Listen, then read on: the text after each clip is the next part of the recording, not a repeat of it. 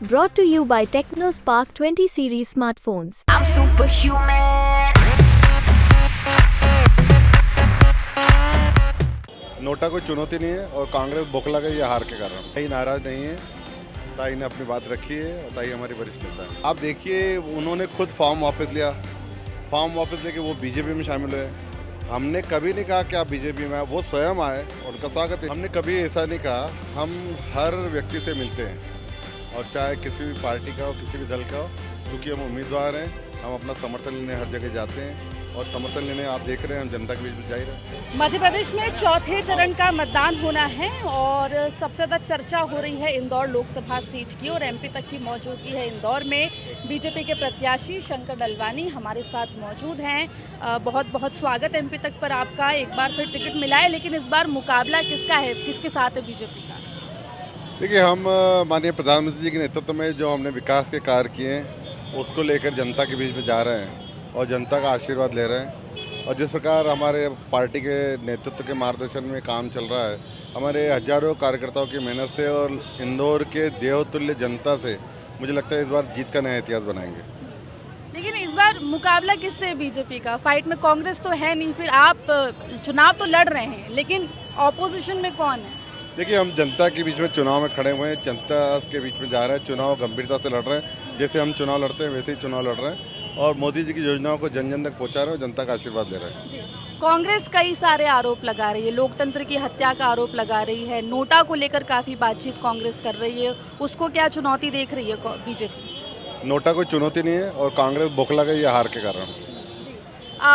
ताई थोड़ी नाराज़ हैं अक्षय बम के बीजेपी में शामिल होने से। ताई नाराज नहीं है, ताई ने अपनी बात रखी है और ताई हमारी वरिष्ठ नेता है। एक सवाल ये भी उठ रहा है कि आखिर बीजेपी को ज़रूरत क्या पड़ी ये करने की? देखिए, हमने नहीं करा। आप देखिए उन्होंने खुद फॉर्म वापस लिया, फॉर्म वापस लेके वो बीजेपी में शामिल हुए। हमने कभी नहीं कहा कि आप बीजेपी में आए, वो स्वयं आए और उनका स्वागत है। जो माननीय प्रधानमंत्री जी के नेतृत्व में आना चाहते हैं, भारतीय जनता पार्टी की नीति में समर्थन देना चाहता है, उनका स्वागत है और हमने स्वागत किया, वो आए।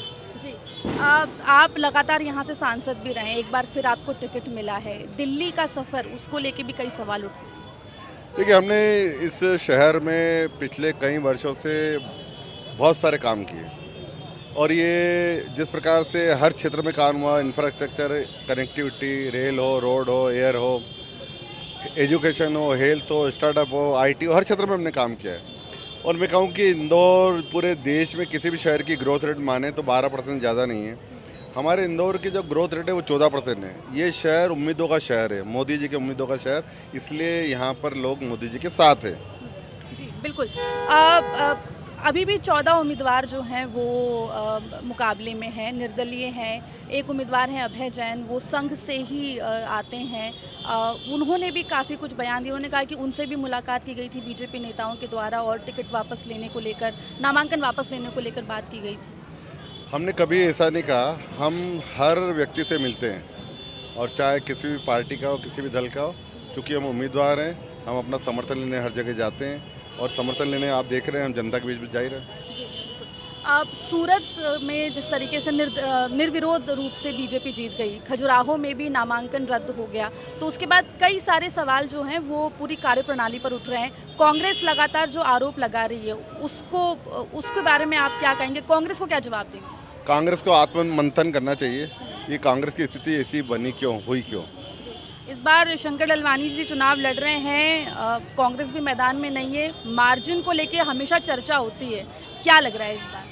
जीत का नया इतिहास बनाएंगे। तो जीत का नया इतिहास बनाएंगे और कांग्रेस जो है उसमें बौखलाहट है, ये कहना है शंकर डलवानी का। बता दें कि इंदौर का मुकाबला काफ़ी दिलचस्प हो गया है। हालांकि 13 मई को यहाँ की जनता जो है वो मतदान पेटी में अपने मत को जो है रखेगी और 4 जून का इंतज़ार जो है वो सभी को करना होगा।